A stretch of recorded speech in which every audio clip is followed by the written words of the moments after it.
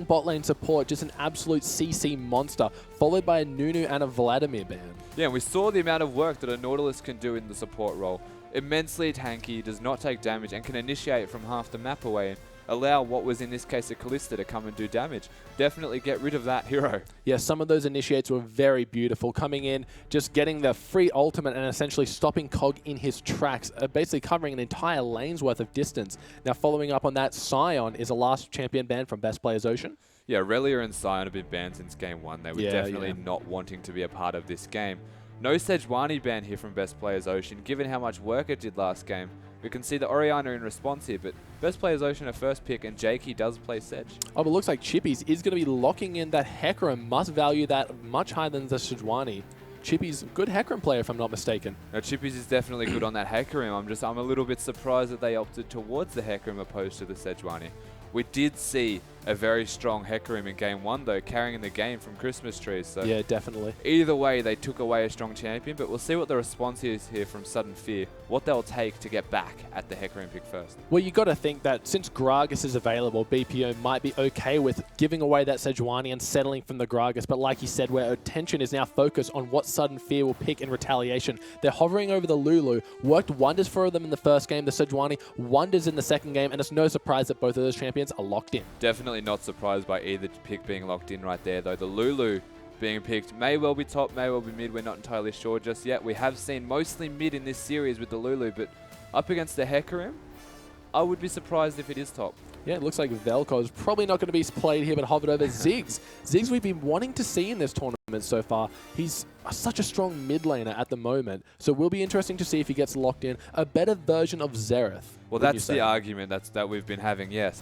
We think that Xerath does the same things as Ziggs, but Ziggs is just more reliable with a bit bigger AoE and has a satchel charge and a little bit of utility to give him some bonus stats. So if it were locked in, it'd be a smart decision here from Best Players Ocean. Yeah, it's ultimate definitely a lot easier to hit, that's for sure. So yeah, just hovering over that Ziggs. Haven't hovered over their third pick yet, but it'll be interesting to see if they go for a support or maybe a jungler.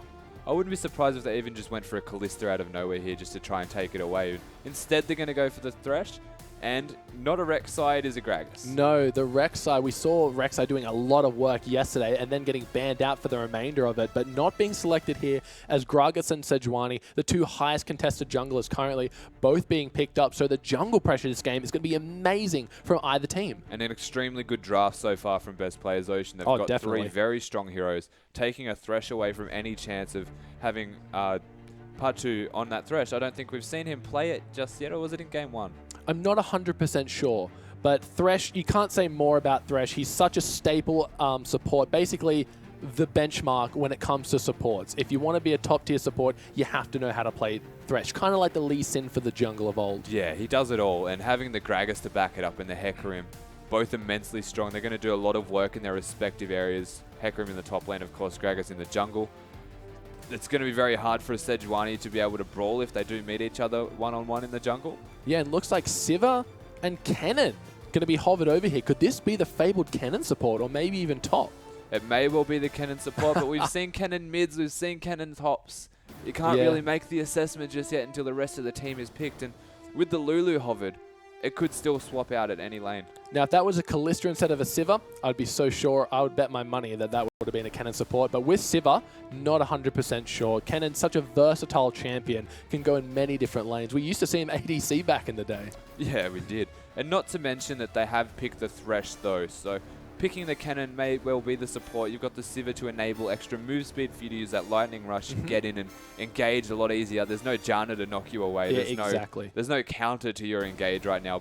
They do have a Gragas though, so interesting that they've picked the Kennen knowing that a Gragas was there. Yeah, hopefully they feel that Kennen can just, with the extra speed from Siva, get on the opposite end of that Gragas ult and even maybe it assist him by getting even further into the team. So Jakey's going to have to be on point with those explosive casts. That's right. We'll see what happens with there. I like the hover of Graves right now, though. It's a Zeratul special. He's so good on this hero, and it complements the aggressive playstyle that we've seen him have so perfectly. So a smart pickup here. Yeah, definitely the toughest and manliest carry, AD carry at the moment, showing so much potential to win early trades with his passive, giving him stacking magic and armor. Really something that people overlook when trying to trade with Graves here.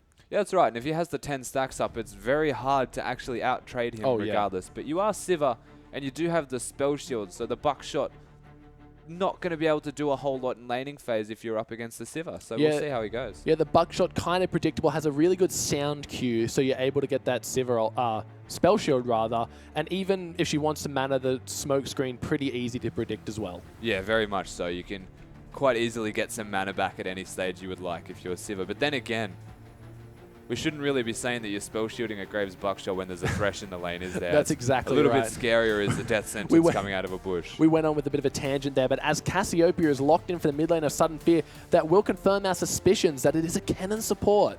And it is in fact a Lulu top lane. Oh, really? Completely overlooked. So Sudden Fear bringing out very strong meta picks right now for this third and potentially final game for them. Yeah, and Chippies, if you'll take note, most people on Hecarim like to go for the Ignite or the Smite top lane Hecarim right now. He's opting towards the Flash. Yeah. So we give that a minute before it's completely locked in. But yeah, going for Flash on Hecarim, haven't seen that in quite a while. It doesn't feel like it's essentially needed on Hecarim because of his extreme speed and ability to get over walls with his ultimate. Yeah, that's right. He's such a high mobility champion that you don't often see the necessity for a Ghost or a Flash taken. But I guess you're up against a team with a Sejuani, a big front line like the Kennen even as well, the AoE that they can put out. You may want to flash over it. Yeah, and keep in mind, looking at the team of BPO, all of their members have the abilities, aside from Xerath, to dash over walls, and that's what the Thresh lane is going to be for. So if fights that they're potentially losing up against their backs up against a wall, they will have the potential to escape from that. That's true. They do have a lot of disengage, and they've all got the mobility that you were speaking about. It could work out quite well for them if they do need to disengage, but then their engage needs to be a little bit more prevalent than that, I would imagine. Yeah, well, after the last team comp, hopefully we do see some engage out of them. But then looking across at Sudden Fear, Cassiopeia once again on Chenny Boy. He did an amazing job last game of just poking out the Lulu anytime an objective was even close to coming up, that way to maintain control over that mid lane. Yeah, the pressure was there last game. The Cassiopeia was doing a lot of work, 1v1. Then again, so was the Gnar in every respective lane. But in this particular game, we're looking at the Cassiopeia against the Xerath now. And it's not as easy to poke out a Xerath because he's so high ranged. Yeah, Xerath is going to be able to stay well out of the Twin Fang range. If Cassiopeia wants to get super aggressive, I'm sure unless a stray ult hit, she's going to have to burn a flash to get in there. Maybe off a slow from her poison, but who knows? Well, there is the possibility again of the level 2 cheese, but you need to be a lot more aware as the Cassiopeia in this case to dodge the Xerath stuns and be able to secure the gap closing skills without being kept at distance. Well, if we look at both mid laners, each of them has taken cleanse. So going to be able to avoid the CC coming out of each of them while also avoiding the Glacial Prison on the side of Best Players Ocean, yeah. Yeah, so I actually like the cleanse pickup on the Xerath in this game. And I guess I could question why we have a cleanse on the Cassiopeia. You want more offensive kill stats, but if you're looking to kill your opponent in a 1v1 lane, why not get the cleanse and just cleanse through the stun and just keep running at him? That's pretty much it. Because if Xerath's stun is in range to hit you, then you're in range to hit him. Yeah. So she's going to be wanting to get rid of that stun as soon as possible and continue on with the maximum damage output. Yeah, exactly right. And that's most likely what we'll see the cleanse used for. Other than that, there's a Thresh hook. Yeah. And then the fear from the Hecarim ult. And so looking over at Lulu versus Hecarim in the top. Hecarim's such a lane bully, but Lulu provides some good early game soft crowd control. Is that going to be enough to keep Hecarim at bay?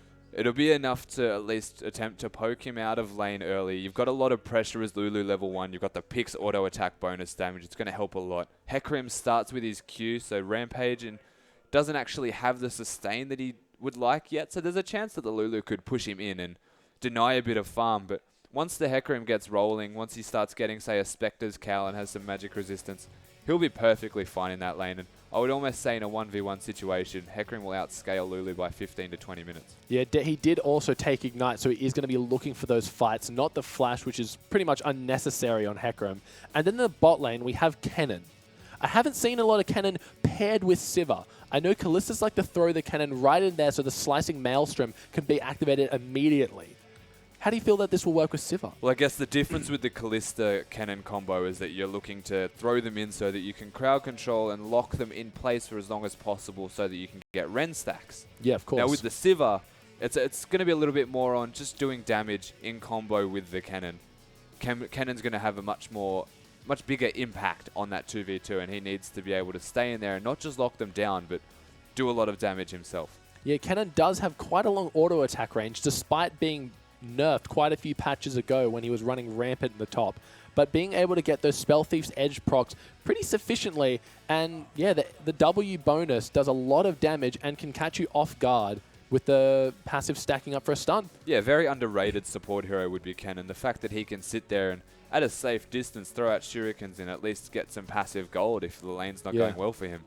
It's just so strong, and then you hit level 6 and suddenly you can kill anyone in the game with your AD carry in a 2v2. Yeah, it'll be interesting to see where the advantage falls early in this game. But Graves, no stranger to real brawls, being able to get in there with the buckshot, hitting multiple members for multiple damage. The passive, like we said, going. But anyway, we're going to be jumping onto the Rift for Sudden Fear versus Best Players Ocean. Game 3 coming in right now as we're zooming in on part 2, running as the Cannon MD skin, which is a fantastic skin, by the way. I absolutely adore that one. All that comes to mind is big fat GG of just going pop, pop, pop, pop, pop. I don't know if you've seen that video or not. Oh, it's a funny one. But yeah, the Cannon support, going for that Spell Thieves, going to be losing out on a bit of the mana regen that item provides, but the damage is so worth it. Yeah, of course. You lose out on the mana regen aspect when you're playing Cannon with the Spell Thief's Edge, but you, of course, have so much more to provide. You get a lot of gold coming out. You get a lot more. Yeah, definitely. So it looks like Luch just going to be wasting a lot of mana to go for some poke here, but nothing really more going to be coming from it. But yeah, using his mana a lot to try and poke out the Cassiopeia early, but it's just what we've seen in common with these mid laners. They like to get in and brawl a bit, and yeah, just try to psych each other out for the lane. Yeah, and so we're seeing Cannon basically just trying to zone at the moment. They've got that standard fan start again, and nothing crazy is going to happen at the moment. They're going to start blue buff for the Sejuani, and we can see the bot lane of Best Players Ocean are just going to casually do their Krugs and call it a day. Yeah, with Sejuani starting on that Grump, it's going to give her the extra poison damage to clear a lot faster with it applying on minion buff. Yeah, definitely. And Chippy's interesting. Is he going to be starting Gromp, do you think? I'm not too sure. It looks like Lulu might come in and check because Hecarim's very notorious for doing that, going for the early minions. And looks like Lulu might try and psych him out here. She's going to come in with the Glitter Lance, maybe get some harass. Chippies sees that as a potential threat, backing off, but both of them just buying time for each other. Chippies is going to be able to finish this off, though. The Wolf not resetting, but Lulu coming back for more. She's going to try and steal the Little Wolf, unsuccessful in doing so, but gets a nice chunk of damage onto Chippies, just wasting his time, wasting his health. I'm not sure if he's going to have enough to finish it. No, he will, unless Lulu again comes back. Maybe she might even force a reset, but the Glitter Lance comes out, unfortunately not stealing it. Chippy securing that level 2, and that's just ending up being a waste of time for Lulu. Definitely a waste of time for Lulu. Very close to stealing it, though, unfortunately. A bit of a psych out from the Hecarim, stopping hitting it. I guess knew how much damage that Lulu was capable of doing, so very smart play. And he's just going to teleport back to lane, and the only one who lost out there was Lulu. Yeah, that is unfortunate. She did not need to teleport back to lane, just walking up there as her mana should be sufficient enough to keep her up. But it looks like the level 2 advantage for Hecarim is going to be huge. He's going to have that lifesteal. He's going to have that Q available to clear minion waves. So yeah, not much that Lulu's going to have to say in this early stage of the game. No, she's going to have to start pushing in minions to at least get that level 2 before Hecarim can try and get some snowball on that rampage stack and just run at Lulu. So managing to get the 2 now, she's going to be a little bit better off in lane, and nothing's going to come from it with the Hecarim, just a little bit of poke. Yeah, that's what we like to see from these top laners, going into the jungle, getting themselves a level 2 advantage, and really just kind of fast-tracking the action in the top lane. Yeah, Flask start as well from the Hecarim, which is interesting. He's managed to get the wolf, so he has so many pots sitting there for him, readily available. He's more than happy to take as much harass as need be. He's just going to soak it all up and use a red pot. Yeah, it looks like the bot lane, just as we thought, Cannon just trying to poke with auto attacks, poke with his shuriken. But Zeratul doing a good job of staying out of the range of any real damage coming his way. Looks like the carrier just going to be trying to get some last hits for his his item here. And looks like, yeah, Patu just throwing out those shurikens. Nothing really coming from it, though. No, there's no real big amount of kill pressure from a Civic Cannon this early in the game. Oh, the hook narrowly missing, but here comes a lantern. It's unfortunate that hook hit, because that would have been either a kill or some burnt summoner spells. Definitely should have been at least a burnt summoner spell, I think there. It was a very smart gank having the lantern available from Gragas. Such a strong early ganker, and That was really unlucky. Yeah, he's got that Christmas skin on, but no presents will be delivered today, unfortunately. Yeah, it looks like the mid lane, as you said, Luch is going to be staying super far back, completely out of Cassiopeia's range, and at really no fear at the moment. He has been taken pretty low, maybe just wanting to save his mana, so going in for some auto attacks rather than the Q. Yeah, you kind of want to do that. It save as much mana as possible, where possible, in the Xerath Cassiopeia matchup. The presence that a Cassiopeia has in laning phase is so scary, and you need to respect that. Looks like Gragas just going to be helping Luch push up the mid lane here, so he can go back and probably, not sure if he has enough for his Chalice yet, but get some extra mana regen for himself, because he's going to be using his spells pretty much on cooldown to farm the wave. He's going to have 1,000 gold, so he's got 35 CS. That should be more than enough to have the Chalice and then maybe a pink ward as well. So he's going to have more than enough. He's going to be quite content with just getting the Chalice, and it'll make laning phase a lot easier. It's Jakey here. Yeah, it looks like he's in a great position, but unfortunately the body slam misses. But could this be bad for Jakey? He does dodge the Glitter Lance, so no slow is going to apply yet. Sejuani might go for a flash Q to knock him up, and no, just the Q will suffice. The slow comes out, and then she flashes in front of the body slam, stopping his distance, but he is going to dodge another Glitter Lance, and here comes Chippies, getting his damage back down, but Cassiopeia was transitioning up for the mid lane. Very close, a very nice attempt at getting the kill there, but there's just not enough damage coming out of the Lulu, who doesn't have an Ignite, and the Sejuani, who is only level 4. So very unlucky as a Flay comes out there. Yeah, just blocking Patu. Unfortunately, Siva mistimed the spell shield, and the buckshot did connect. That would have been able to give her a much better opportunity to look for further damage. Yeah, no real lead being gained from that fight, though. Siva's just going to casually stroll back in and start last hitting again. Chenny Boy is starting to feel the pain a little bit now, though. The Chalice is on Luch. Yeah, it looks like Luch is trying to go for those auto attacks to recover even more mana, as the effect is tripled on enemy champions. I don't think it was available, but that's what I'm telling myself he was going for those autos for. He was trying to bully him out of lane a little bit more. Yeah, getting that close to a Cassiopeia can be risky, but Kennen tagging Zeratul with the Lightning Rush, going to give him a stack that lets his Lightning auto lock onto Zeratul here. And saving the auto attack there, Kennen. Not choosing to stun Zeratul because there was nothing to gain from it. So instead he's just going to go back into his bush. He's going to try and find a better opportunity to stun where you can maybe follow it up with a boomerang. Yeah, you really got to keep an eye on that. And just as I say, Carrier not going to be going in with that. I doubt there would be much to gain. Kennen, like you said, does have his passive stack on his auto attack, so he will be looking to open up with that, as you can get that, hit the Shuriken, hit the Lightning, and that is a stun Graves. Exactly, and they did need to recall there. They had a BS sword available to be bought on Graves, so they've got their big items now. Even the sights don't finish on Thresh. They're very content with what they're doing across the map right now. Best players Ocean, just farming. Now, Graves, a very spike-dependent champion. Once he gets his Infinity Edge, he just wants to get in there and brawl because he gets a lot of free stats off his passive. So we'll be looking for him, once he gets those items, to be a little bit more aggressive in the bot lane. Yeah, he does spike quite hard when he gets different item buys. And right now he's got the BF sword, so it's still a spike. It's not the Infinity Edge level spike, but it's still a big spike in terms of damage that he can put out with the buckshot. As Hecarim just says g'day and waddles off. Yeah, he's letting the lane build up for himself so he can keep it on his side of the map. That way Lulu has to overextend against a Gragas, which is something you never want to do, especially a Gragas getting close to level 6. No, it is quite scary, so you can tell that Christmas Tree's natural reaction is to go and place a ward, and there's 2 in the river at the moment, so I would wager that he's quite alright when it comes to comfortability in lane. Yeah, definitely keeping himself safe here. He knows that exactly what Chippies is trying to do, but it looks like Chippies knocking him backwards, but the Lulu ult comes out. How will Chippies fight this? The Ignite is here. Chippies does have his ultimate available. It looks like he will be going for that Onslaught of Shadows. That's a lot of damage, and the first blood comes out, a nice 1v1. So well done by Chippies, saving the ultimate for as long as possible. I was surprised that knocked the Lulu back at the same time as the ultimate. Unlucky from Christmas Trees, but still, so well played from Chippies. Yeah, he must have had milliseconds left on that Hecarim E if the knockup was to still be applied. And as you said, Lulu timed her ult so well, but just not well enough, unfortunately.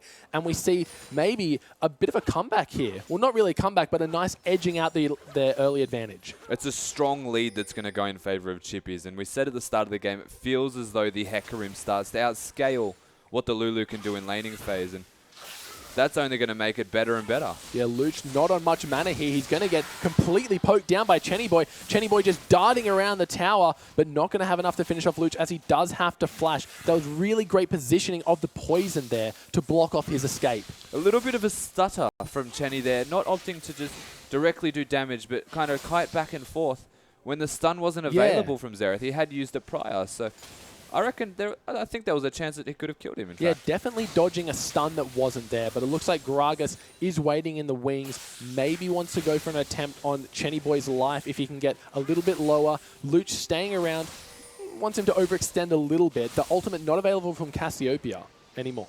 No, not having the ultimate available removes a lot of kill pressure, but there's still definitely going to be pressure, and Jakey can see that, and he's now looking at an opportunity to gank. Yeah, he can see there's no wards after smiting that Raptor camp, so he knows he's unseen in his attempt to go in. The stun should be what initiates the fight as the ultimate comes out from Luch. Chenny Boy getting super low. Can Luch hit the last one? No, it's going to miss. Gragas? Oh, and the explosive cast hits it, but in the top lane, it looks like Sejuani and Lulu were successful in taking down Hecarim. The response comes out instantly as we didn't even notice that there was a fight going on in the top lane. So well done from Gragas, by the way, to secure that kill. Throwing it out, I believe, blindly just to at least hope that he could get it, and it was just in range to secure it. So presents given out to Cassiopeia in this case. Yeah, that was a really good game sense from Jakey to go in that. A nice stun hitting from Luch to start it all off, and it looks like we have the first dragon of the game started for BPO. There should not really be a way to contest this either. There was a fight in the bot lane not too long ago where the slicing Maelstrom was used by Kennen. So free dragon going to best players Ocean, and a smart rotation after what happened in the mid lane. And just like that, as we had our attention focused on the dragon, Chippy's not even getting his health hurt in the slightest, taking out Lulu in a nice 1v1. Yeah, utilizing that home guard's teleport with the Merc treads there. Coming through, just so much damage comes out of him when he moves that fast. There's it's huge, here. but Luch kind of baiting in Chenny Boy here, but has he baited his own life? He might survive the poison. Not enough, and Luch turns it around and gets the snipe. Really unlucky that the last Q missed. Chenny Boy just so unlucky in this lane right now. 2 missed opportunities where he was so close to getting kills. Using the cleanse to dodge, I think, the stun that might have even missed. It's genuinely unfortunate. Yeah, and in a match like this, if you let Xerath run away with it as a very mid-range champion, he's just going to bully you all the way back to your tower, and even there you're not safe. And this is such a strong start from Best Players Ocean right now. Only a 1,000 gold lead, of course, but we've got a 2-1 Hecarim, we've got a 1-0 Gragas, 1-0 Xerath, all winning their respective lanes. And Gragas probably equaling the pressure of the Sejuani in the jungle, but Sej managing to actually get a fair CS lead. Yeah, it looks really good from the point of Sejuani. Both junglers have finished their key items, and Sejuani going to be doing another visit back to the top lane. The Glacial Prison is available, and it looks like Chippy's is going to be the target here. He doesn't have much of an escape, but he does dodge the Sejuani Q. I think the Glacial Prison is going to come out, and there it is. Chippy's probably not going to escape this one, but he's going to give it his best shot. No, his E should be available soon, but the Sejuani flashes, the slow is applied, and that's a dead Hecarim. Yeah, unlucky that the Glitter Lance missed earlier and they had to use the flash to actually secure the kill. Still getting the kill though, works out in favor, and they're managing to find all of these free kills in the top lane. Yeah, it looks like Chenny Boy wants to go in on Luch, but if the Cassiopeia Q misses, she's not going to get that extra movement speed buff it does provide, so Xerath can just calmly walk away, line up his stun, and really not be in any danger. Yeah, there's no real situation where you want a 1v1 unless they're poisoned, and this is pretty cheeky. Yeah, it looks like we have Luch and Jakey just waiting for Cassiopeia to overextend. I think Chenny Boy has fallen into a trap here. We see a bit of movement out of Xerath, but not too much. Maybe just second-guessing themselves. Or maybe they were waiting for, trying to time the blue buff and seeing if Chenny Boy wanted to come over and get it. But yeah, choosing not to wait too long in there, just going back to mid so Luch can farm it up. Yeah, having a pink ward available at the blue buff, they had the timer, but Jakey's coming in anyway. Yeah, it looks like he does have the ultimate available. Chenny Boy, a nice step back, but a bit of a whiff on the part of Jakey, and a great ult from Chenny Boy, but is he going to be enough to survive? No, here comes the Xerath ults coming in. He misses 2 of them so far, but the third one is enough to hit. And in the bot lane, Zeratul, I don't think he's getting out of this one alive. Oh, but the heal was enough to get him out, but here comes the Sivir Boomerang Blade, and it is enough. The Graves collateral damage, doing a lot on the return though. Yeah, Sejuani giving the kill up, but then Zeratul being so brave, using their heal and living for as long as possible. That's what it felt like just happened there in the mid lane in response from Chenny Boy, just trying to live as long as possible. And then the exact same thing happening in the bot lane where Zeratul almost got out, funnily enough, but they're going to be able to get a turret mid and a turret bot, and it was the exact same trade across the board, basically. The only difference is that Christmas Trees, I think, teleported down for that one. I'm not sure if Hecarim uses teleport offensively or defensively at the moment. No, Hecarim teleported about a minute and a half ago. He just walked to mid lane to help push after the fact. So that means that Hecarim will have his teleport up for the next dragon by the sound of it, while Christmas Tree is going to be having to wait a bit longer on his. Yeah, the Dragon's not up for a little while though, so there's a chance that Christmas Trees will have his teleport available for it. We'll see what happens though, coming closer to the Dragon. Yeah, Xerath not even having to basically move from the mid lane to get his blue buff. Yeah, well, that's the positive of being a Xerath, isn't it? Yeah, that a huge range on Q. Now, Xerath's such a popular champion after his basically rework, choosing to opt out of that siege mode-esque ability and just become a siege champion himself. Yeah, 2-0-1 right now, has the Athene's Unholy Grail finished, and he's up against a 0-3 Cassiopeia. She's feeling the hurt right now. There is not a whole lot, but still able to 1v1, by the way. So, given the fact that there's been a lot of attention in mid, Cassiopeia is still strong enough to do work. Yeah, Cassiopeia champion you never want to get on the wrong side of, because in the 1v1 situation, like you said, she's just going to have every ability to kill you over and over and over again. But it looks like Christmas Trees is the target here as Jakey comes up. I don't think he's going to make anything happen from here because he used his dash to get over the wall. But Christmas Trees just laughing in the face of adversity here. I think that may have been an incorrect play, unnecessarily burning the Flash and his life. Yeah, I don't really know what to tell you about that right there. Sejuani was rotating, but it was way too early and kind of just went in too soon and thought, I'm going to keep their attention here. Instead but dies. a hook comes in on Sivir. The spell shield not going to be able to block it. It mustn't be up, but there it is. But no, Zeratul getting stunned. Oh, and the collateral damage comes through huge. It's a big mind game with the Sivir spell shield, and they use that perfectly, managing to get the free kill on the Sivir. They're going to be able to push the tower, and in top lane, speaking of towers being pushed. Oh, looks like, again, Boomy just going right back in onto Jakey here. Him and Christmas Trees not showing any fear in the face of this Gragas. No, they certainly do not seem scared of the Gragas, but I personally think that they have a lot of reasons to be scared of this Gragas. He's doing a lot of work right now. Yes, so far that confidence that he was showing against the Gragas did end up biting him as he was killed and burnt the Flash. Yeah, definitely. And this is such a hectic mid lane, to say the least, for lack of a better word, of course. Constantly throwing spells out of both heroes. Xerath having the Unholy Grail finished now. He can just freely throw them out. He's up against the Cassiopeia. This is such a mechanically intensive lane. It's so full on and there's so much kill pressure throughout. Yeah, basically, if Xerath can maintain his range advantage, if Cassiopeia can continue to dodge the Xerath Qs, it might be enough for her to just farm up and get to the hyper carry that she needs to be. Meanwhile, in the bot lane, a killer piece for both ADCs. Kennen support, we haven't seen it do too much right now, except for provide a little bit of CC. Yeah, there's not a whole lot that Kennen seems to be doing in lane. What is generally a very commanding lane hero. It's a lot more volatile having the Sivir, and you're up against the Thresh Graves where their kill pressure is so very high. It doesn't feel like, unless you use your ultimate perfectly and stun both of them multiple times, there's going to be too much kill pressure. Yeah, there's not a lot you can do when your AD carry gets hooked, unfortunately. No Mikhail's Crucible just yet, but it looks like the Dragon will be the next objective. Lulu's teleport not available for this one, so that's why she is here at the pit. Looks like Hecarim will be teleporting down anytime soon once the fight starts. So they've definitely started this Dragon up. They know that Hecarim is top, so they're going to, at the very least, force the teleport. He is now recalling, so the Dragon and a fight. Looks like the team fight comes in. Chennyboy gets ulted right back into the fight from Gragas. A lot of damage coming out, but here comes the slicing Maelstrom doing work onto Jakey, but two members of BPO have been killed. It looks like Chippies is the next one to fall. Chennyboy just surviving a little bit of a stutter step there to avoid the last Xerath ult. Xerath super low. This could be a potential ace for Sudden Fear. I don't think it's going to be. No. Xerath casually walking away there. Getting the stun off on Christmas Trees, there's not a whole lot they can do there, but that Sejuani ultimate was absolutely phenomenal. Initiating so perfectly for his team, allowing the cannon to come through straight afterwards and use that slicing Maelstrom and actually slice through the team. Cassiopeia's kiting was phenomenal. They just played that fight perfectly, and any lead that was in the favor of Best Players Ocean is now out the window. Yeah, I think unfortunately Jakey missed the brief on that one. Don't ult the Cassiopeia into your entire team. But as I say that, it looks like the carrier is going a little bit aggressive here. Zeratul getting slowed, so he's not going to be able to provide any more backup damage. But it looks like another hook coming out, but just missing a little bit to the left. And we've seen it more than once in this series now. The Thresh throwing out a lantern and then flying too far away to be able to actually have someone follow it up. Very unlucky. Zeratul's still there to do damage and at least clear the minions. They're not going to be able to get the turret. And while we're talking, the Gragas initiation on that fight was so perfect, you almost thought it was going to go well. And then just the Sejuani comes in, and the Cassiopeia kiting in the wings, dodging Xerath ults and the Hecarim at the same time. Does so well. The whole team of Sudden Fear right there, cementing such a solid fight with individual mechanics. Yeah, such a great play to watch again, as we can see, like you said, Cassiopeia doing so much work while being forced into a situation where sometimes she wants to be, but when a Hecarim's in your face, that's the last place you want to be.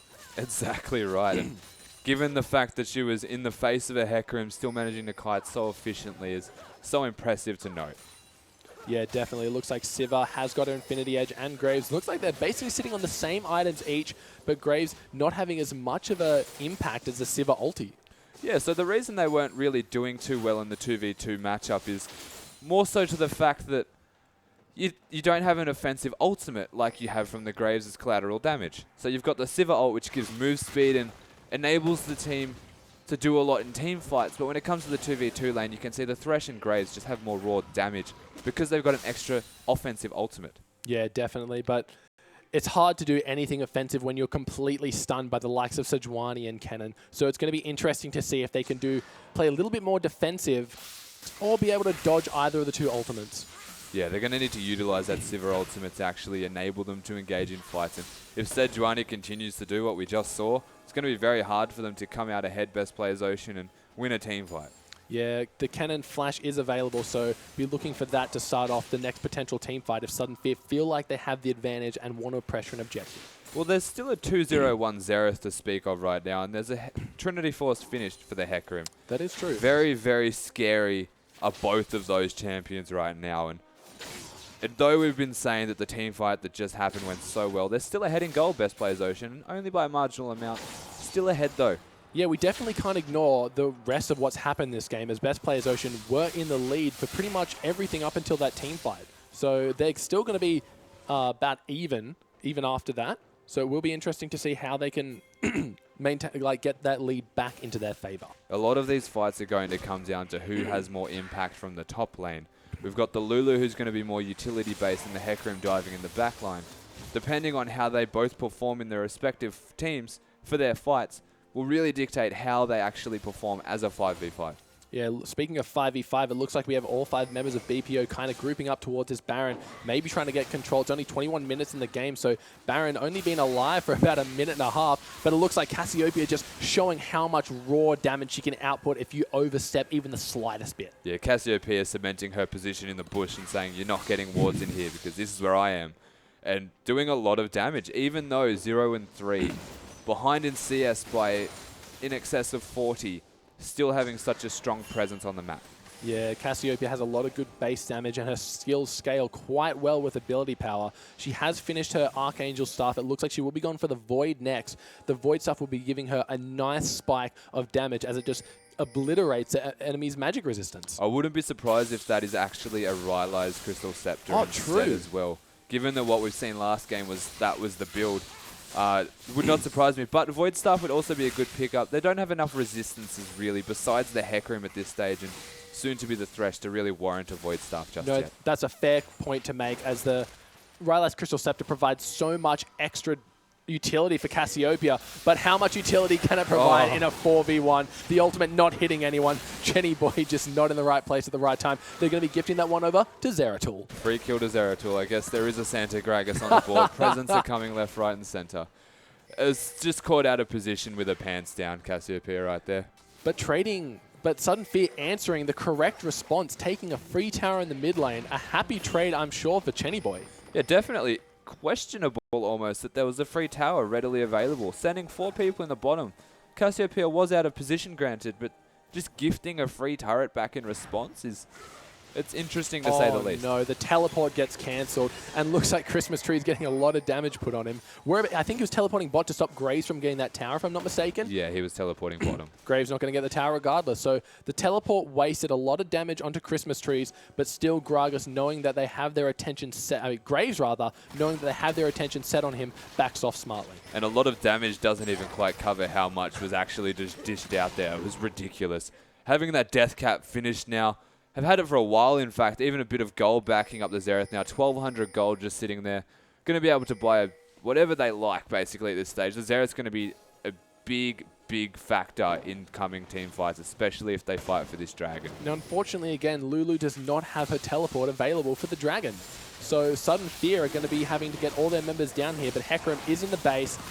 And not even contesting it. Sudden Fear, just take it. Yeah, they didn't have the vision. There was no wards actually placed in the Dragon Pit. They waited for Gragas to throw the barrel before they started the Dragon. Perfectly timed with no vision available. And the Dragon was gone before best players Ocean could react. Yeah, and with Hecarim wanting to be in the base to teleport for that extra movement speed off home guard, he opts out of giving a lot of pressure in the top lane. It might have been more beneficial for him to just stay there and push the wave into the tower in this scenario. Very well could have been. And I mean, there's a big minion stack going towards the red side base now. That's a lot of blue dots that if he was there to push, it may have been there sooner as they cancel Moon's recall. Yeah, and a lot of damage from Xerath just coming across the two members of Sudden Fear there. Not much chance for an initiation here. Both teams have every single ultimate up. Summoner spells are pretty much available, so the next fight is going to be huge. A lot of massive cooldowns will be getting blown. Yeah, so both teams starting to play a little bit more careful and passive now. There's no Dragon to secure. There's only really the Baron and the outer turret in top lane, which is very unlikely that Alulu's going to steal that off a Hecarim. So there's not really a whole lot on the map to actually go for at this current moment in time, unless they group for an objective as 5 people and they catch someone out of position. But first, that requires ward control, and so that is the next step. Yeah, we've seen Sejuani pick up a second sight stone for the team, so a lot of extra vision going to be coming out of Sudden Fear, where on the best players Ocean, Gragas going for a bit more, not so much as selfish, because it does give the team a big speed buff on Righteous Glory, but lacking vision. Yeah, and lacking vision, I guess that's a way of putting it, but there's still just, there's going to be excess vision from Sudden Fear would be the best way to describe it. As Sejuani coming here in the top lane. Yeah, it looks like she wants to hold on to this ultimate. The slow going to be coming down, but the Gragas jumping right on top of Christmas trees. They are going to be turning their attention back onto Sejuani. Is she going to have to use? No, the Glacial Prison was already used, not being too effective. Christmas trees going to be able to get out of here with a slither of health. The Hecarim kind of turning around, thinking that Lulu, she's not worth my time. We'll go for Sejuani, but Sejuani just too tanky right now. And that is a very, very low Cassiopeia. 1, 2. Can't hit the... Oh my god, how did that miss? Oh, but the snipe coming out, kind of making him feel a little bit too safe after having dodged 2 of the 3 ultimates. But Luch, knowing exactly how much damage he needed and getting a beautiful snipe onto Cassiopeia. It's one of those insulting feelings where you've just spent all this time dodging the Xerath ults and then just comes in with the Q anyway. It's, why did I bother, is the kind of feeling you have right there. Bad luck to Chenny Boy and smart play from Luch to not just say that you've missed your ults and you're down and out, to stick around and hit that Q and secure a kill. Yeah, that was absolute max range Q there, hitting basically off screen of Chenny Boy probably. I doubt he even saw it charging. It most likely was off screen, to be honest. It was at the actual max range, so such a smart play. And getting the kill, though it was a 1v1 kill, they're not going to be able to get a whole lot from it. As we said, there's not a whole lot on the map for them to secure right now, so it's going to give them a bit of vision control in certain areas near the mid lane, but absolutely no objective available to be taken. Yeah, it seems like whenever BPO are finding these kills and taking them, there's nothing to gain except just for a little bit of kill gold, whereas Sudden Fear are timing their team fights really, really well around objectives, around towers, and around dragons. Yeah, that's right. Every time that Sudden Fear have seemed to have gotten kills, it translates to an objective or to a global gold income almost straight away. You could see every time that best players Ocean secure a kill when they picked the Cassiopeia in the bot lane, when they got that kill just there on Chenny Boy, which seems to always be on Chenny Boy, funnily enough. 0, 5, and 3. They're not actually securing an objective from that, as Sivir pops the ultimate. Yeah, it looks like Kennedy coming right in here with a slicing Maelstrom, unable to stun either member, but the carrier is going to be getting focused out here. Sejuani just on 1 member, a bit questionable, but Moon getting taken super low. The Xerath ult's not hitting, but the 3rd one hits. Oh, and the explosive cast knocking him right back into Hecarim. That's all she wrote, but it looks like the fight is going to continue as Christmas trees teleporting in a little bit too late as Gragas Graves takes out Kennen with the collateral damage. The Xerath is doing so much damage right now. Xerath only needs to come and use his ultimate and secure a kill. They're all retreating the second that Xerath uses his ultimate to dodge them, using spell shields, heals, everything available to just prevent him from doing damage. He is so far ahead right now that he is a big threat, and they've caught look Sedge. At this. Sejuani just going to be blown up. Despite how tanky you are, it doesn't matter if 4 members are right on top of you, doing all the DPS they can. Now, this is still something worth noting we just mentioned. They got all of those kills. They've now got a 2,000 gold lead. What are they actually getting for it besides the gold? Yeah, not really that much, but maybe just a little bit of confidence, a bit more mentality that they can still win these team fights, that it's not going to be a 3-0 sweep, that they do have a chance at coming back in this best-of-5 series. Yes, it's definitely going to be helping them. They're going to have a lot of momentum from getting these extra kills, finding picks left, right, and center. It's going to start translating into objectives if it continues to happen. But with the Dragon up in 35 seconds, this next fight seems to me as though it's going to be the one that dictates the outcome of this game, at the very least. Yeah, a snowball in that direction. Yeah, Christmas Trees is going to have to get back to base quickly and heal up, or else risk the Dragon control going over in favor of BPO. But he's spending a lot of time just destroying that bot wave. Looks like he will be recalling now. Sivir is in the top lane with only 15 seconds left. I don't know if they're forfeiting a little bit too much control here. Maybe out of position right now is that Sivir. Going to be able to rotate, but they're going to see her at the second inner turret on mid and Dragon up in 3 seconds. They might just start it straight away. Yeah, it looks like BPO have everyone set up around here. Around the Dragon, rather. Looks like Jakey, an amazing ult last game, getting what seemed like the Sivir, who was going to be safe right back into it. But the Glacial Prison comes out, hitting two. It is Zeratul, but he does get the Lantern out, but the Slicing Maelstrom going to stun him up. But they are ignoring him, thinking he's just left for dead, going for Jakey rather. But here comes the Hecarim, focusing on the cannon, and the Zeratul coming in, not really hitting anyone, doing 2 shots on Christmas Tree, a lot of damage, but a double kill for Sivir. BPO, the carrier, just running out of here, and a Dragon going over to Sudden Fear. And it's exactly what we started talking about. You can see Luch is so low right now that he's not going to be able to do anything besides throw spells. And it's going to be up to Zeratul to try some manly play with a Lantern and steal this, if they choose to. Looks like Moon just going really aggressive there. The collateral damage coming through, but not being able to kill the Dragon.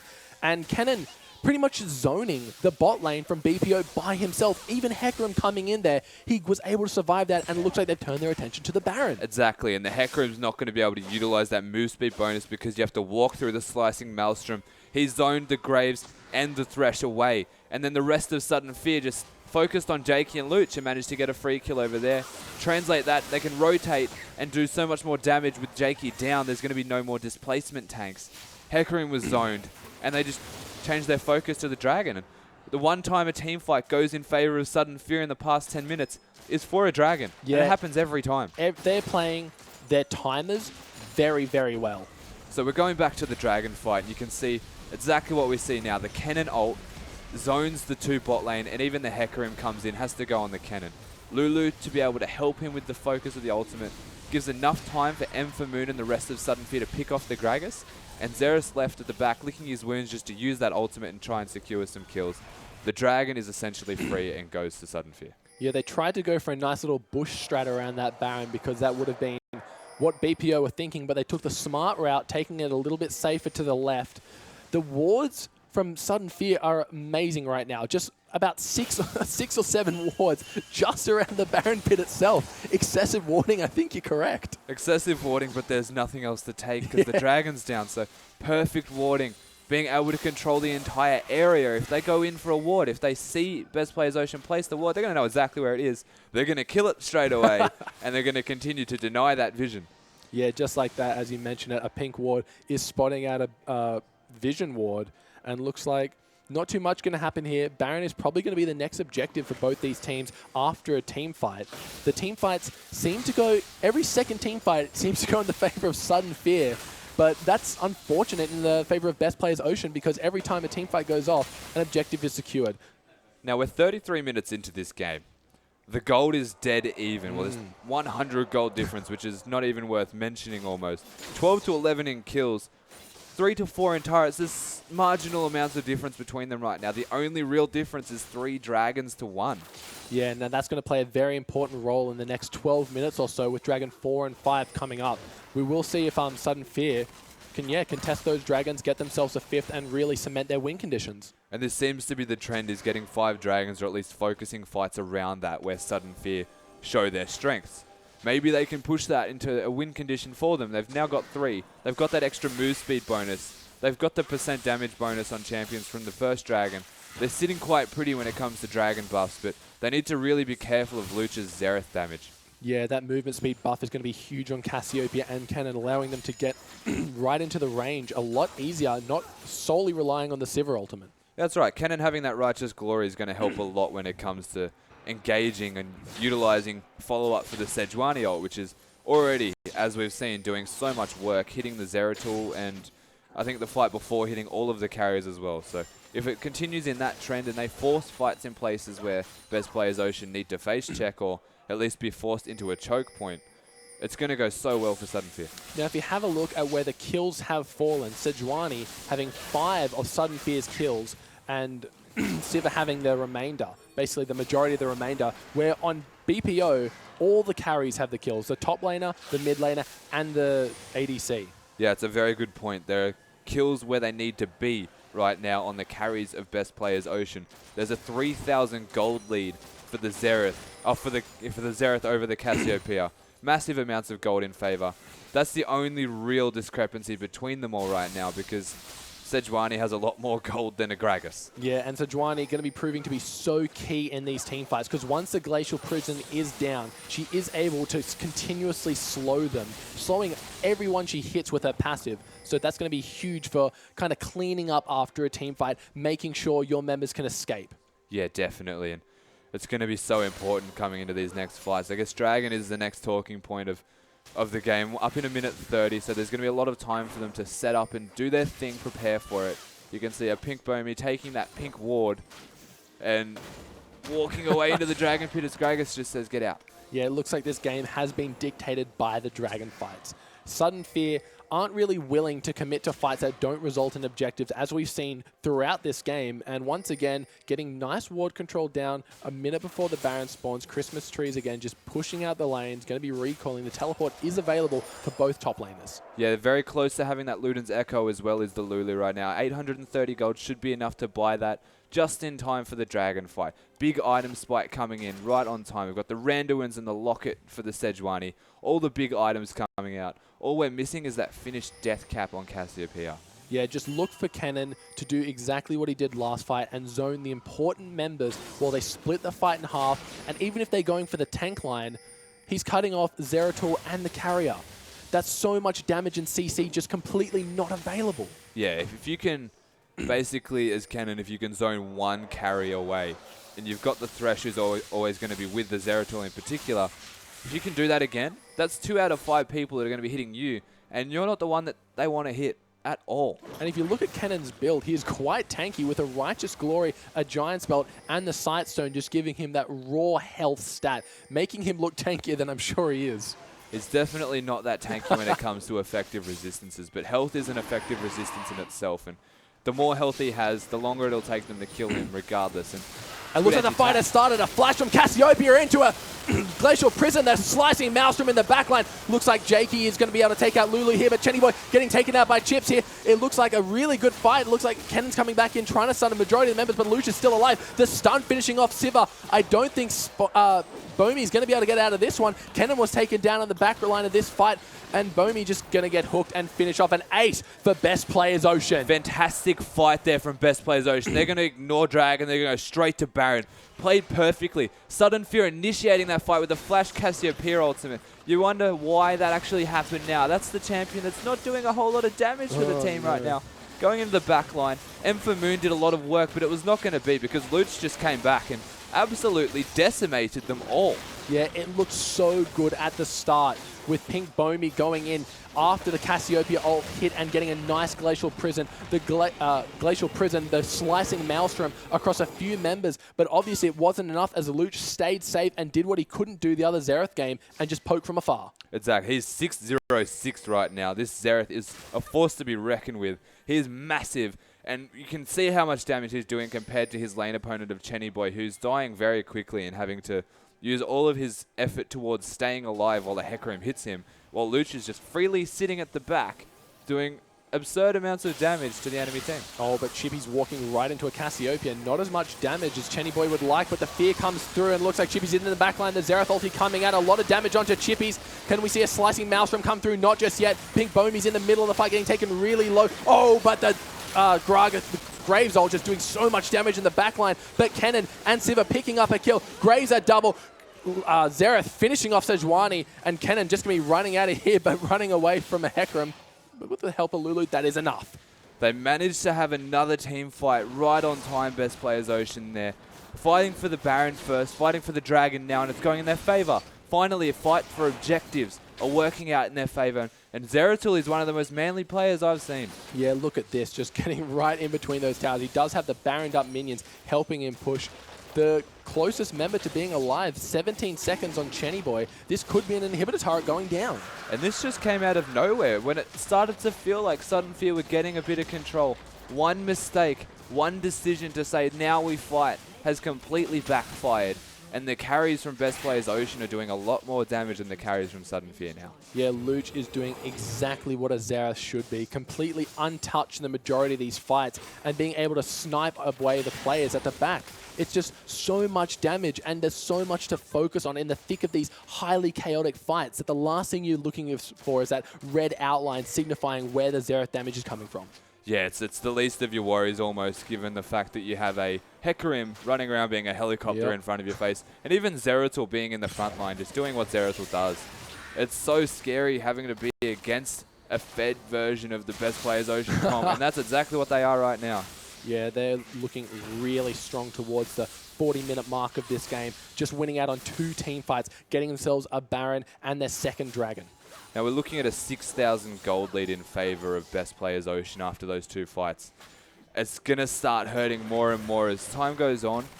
The team of Sudden Fear do have a hyper carry. They have a Cassiopeia who can come through there and do a lot of damage coming to the late game, but you got to get to that stage, and they're getting more gold onto Xerath. Cassiopeia finally able to afford a death cap if choosing after 2 lost fights.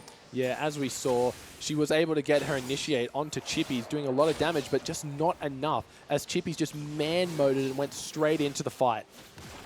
Yeah, there's going to be no way for them to stop this turret either going down. The snowball has well and truly begun for Best Players Ocean. Getting a lead on the important people, as we said earlier, has now started to translate into just so much extra damage, and all of the wave clear that Sudden Fear have may not even be enough. Yeah, with super minions pushing up the mid lane, with Xerath just poking from the top lane, this looks like an indefensible turret. It's going to be so hard for them to stop this. Xerath's damage right now is just unbelievable. They need to basically initiate straight away, and it needs to be onto the Xerath and the Graves. There's no real exception to that rule, because the amount of damage that Xerath is doing cannot be ignored. I like what they're doing here. They're keeping Graves behind the 2 tanky members and Xerath behind the Thresh. In case of the Sejuani ult comes, they can both kind of back each other up and help the stun members. Yeah, definitely. And we can see that the blue buff is actually still on Luch, so there's no issues with continuing this siege for a prolonged period until a hook hits. Oh, and the hook on Luch, but the cleanse is going to be enough to get him out of there safely. Looks like here comes Patu with the ultimate. It's going to be running a lot of damage coming out on Jakey. Can he survive? Chenny Boy flashing over the wall after killing Jakey.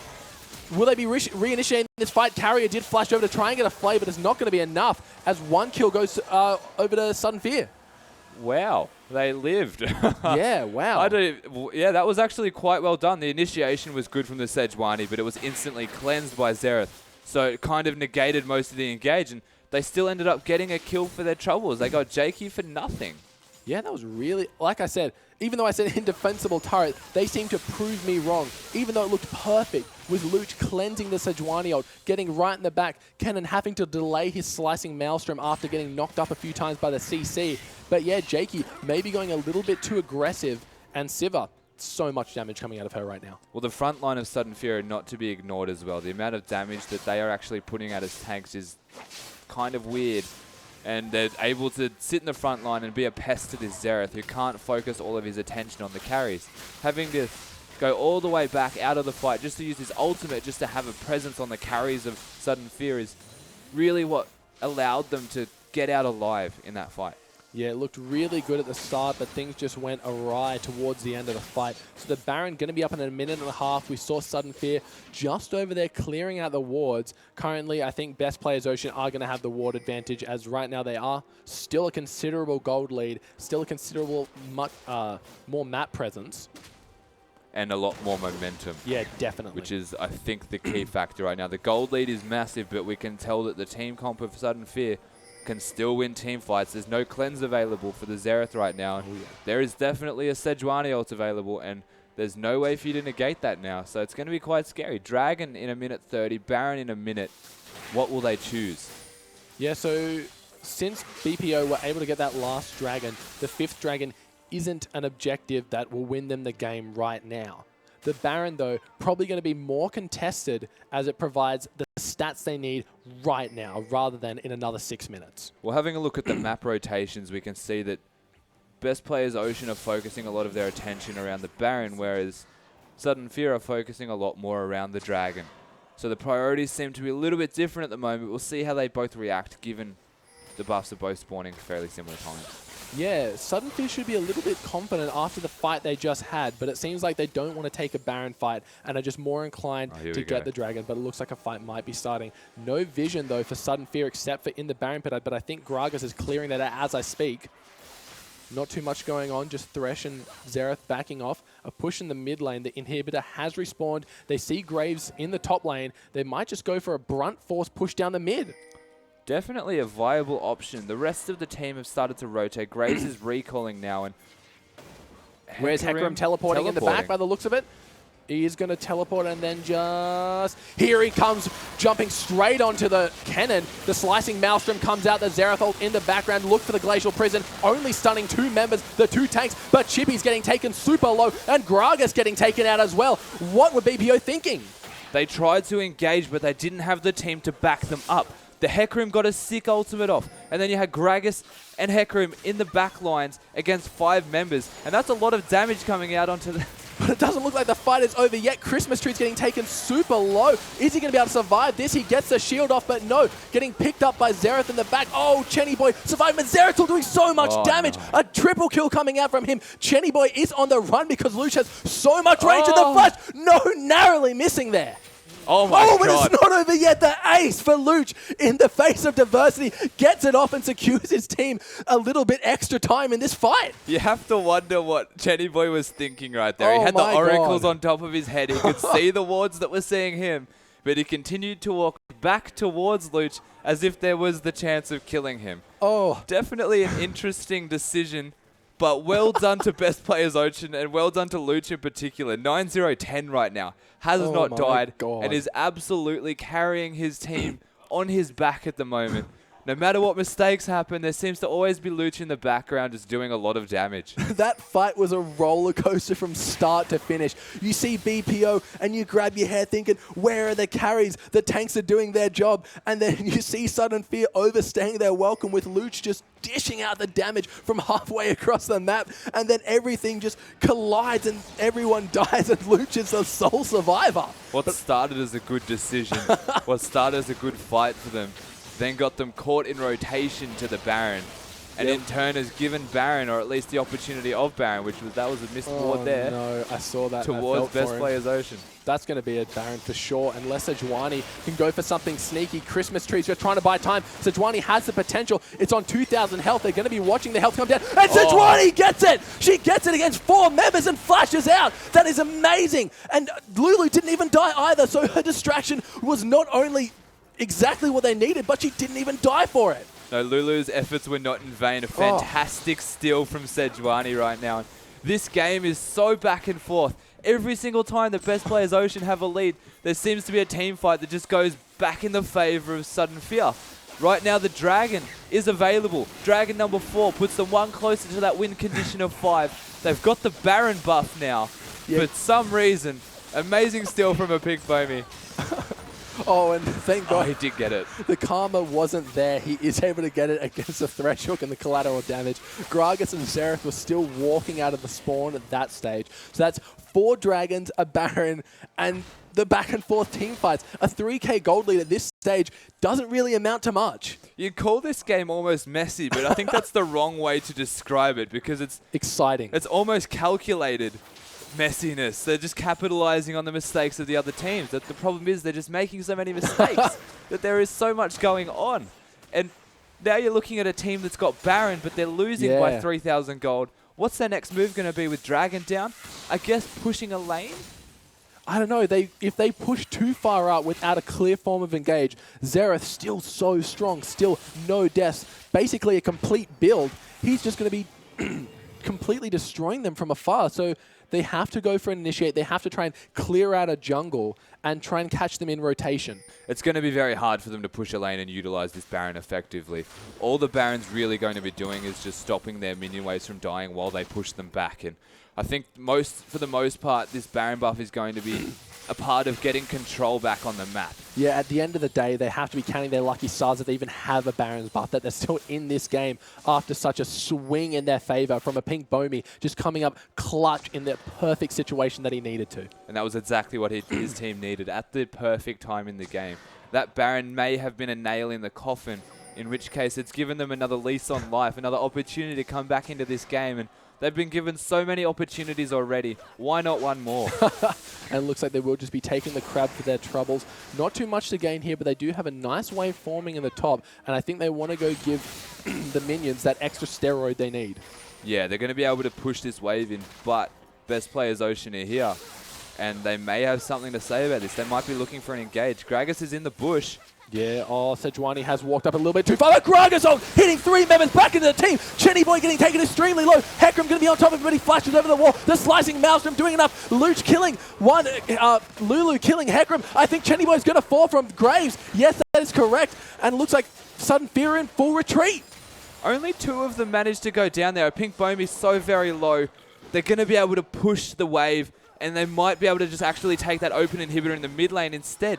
That was a really good fight. Man, Jakey being so patient, waiting for them to move up. Got that amazing ult on the 3 squishies, just sending them forward. Chenny Boy did all that he could to Hecarim, I think taking him down in the process, but having to flash over the wall and then getting picked up by Zeratul on the escape, and that's going to be an inhibitor. It's going to be very unlikely that this can be defended. The amount of damage they're doing to that inhibitor, ridiculous. But how is Jakey sitting in that bush? I just have to touch on that again. Absolutely perfect positioning, got himself into the right place at the right time and just knocked the entire team of Sudden Fear towards his team.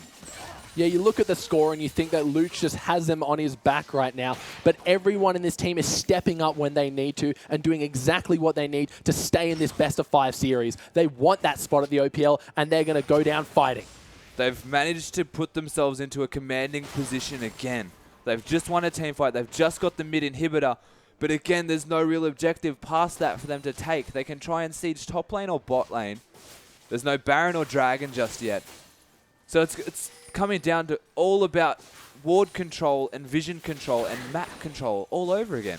Yeah, it just looks like that. With Sudden Fear having the advantage throughout basically the entire game, then coming back up to it with some more nice advantages, taking that Baron.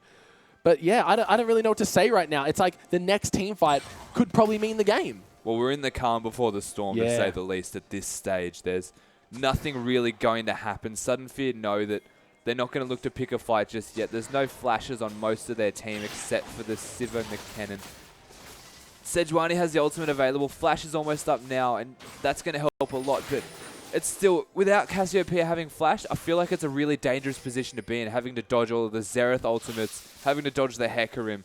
You just need that extra added escape. And Dragon and Baron have both just ticked up on our timers. They're coming up soon. Yeah, this is going to be a fight for the objectives. And Sudden Fear are in a very tricky spot. 5th Dragon or Baron? And that's a pretty tough decision. You would say that ideally you would go for the Dragon just because it provides you with so much. But if you're sacrificing Baron for that Dragon, you need to win a team fight immediately after. It's definitely worth going for the Dragon over the Baron, though, if you were to make a decision. Yeah, okay, definitely for that. It looks like the 5th Dragon just providing so much stats that are just going to be key to win this game. The Baron buff not giving the health and magic resist regen that it used to, so only good for sieging if you have a minion wave. I guess an interesting idea would be, what if they put a lot of their effort towards controlling Baron vision?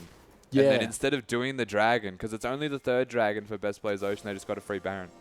Yeah, pretty much. So Best Players Ocean, like, their call is going to be pretty obvious. They don't really need the 3rd Dragon, but the Baron is so important for their win condition. But Sudden Fear are kind of caught between these 2 super important objectives, so it'll be interesting to see how both teams play out this kind of, calm before the storm. Well, yes and no, I suppose, because as Best Players Ocean, you do not want Sudden Fear getting the 5th Dragon, so most of your focus is going to be towards that, which leaves the Baron a little bit there. the miss hook and the miss stun on a Sejuani. Probably not the best target, but still, CC is CC. But it looks like Sejuani wants to come in, even if it's on a Gragas. She's looking for somewhere to get the Glacial Prison. No targets have shown themselves just yet. The Cassiopeia poison not going to be much to do here, but looks like, yeah, a free dragon in the favor of BPO. Now their attention can fully be focused on Baron. That's right, and they had to give it up. They weren't going to go out of their way and lose a team fight for the chance of getting the 5th dragon buff. But they're now going to go directly to Baron. They've got the 3rd dragon, which is really good, especially on a team with a Hecarim. Extra move speed is going to be so important. And this looks like they will be contesting the... Here comes the teleport in. Oh no! The Gragas ultimate knocked Pink Bomi out of his Q. He wasn't able to get over the wall. Chini's gone down. The cannon is not going to be able to even get his ultimate off. He dies before it's available. Zeratul just doing so much damage. Looks like Emphamoon is going to fall a double kill for Zeratul, sorry. And it looks like Christmas Trees is just going to book it out of there. Sejuani recalling and BPO. Could they have done it? And they may try to end right now. They've got 3 people down. There's only Christmas Trees, and he's in a bit of trouble right now. No. Luke's following him. He's not going to be able to get back to base in time, and unlucky to not get that kill. The rest of best players Ocean right now pushing the base. Yeah, I don't think it matters. Super minions on the Nexus turrets. The Nexus is vulnerable. The Nexus is going to fall, and BPO keep their hopes alive for a game 4. Luch managing to pick up the kill as well in the background. Well done to best players Ocean, managing to secure a win. It's now 2-1 in favor of Sudden Fear, but they've pulled it back. They've got the momentum, and they played that game so well. Yeah, definitely keeping their dreams alive. They stared in the face of defeat, and they said, not today, and they fought out tooth and nail, almost an hour-long game, I think, to win it. Anyway, stay tuned to see if Sudden Fear can close it out or if BPO can tie it up.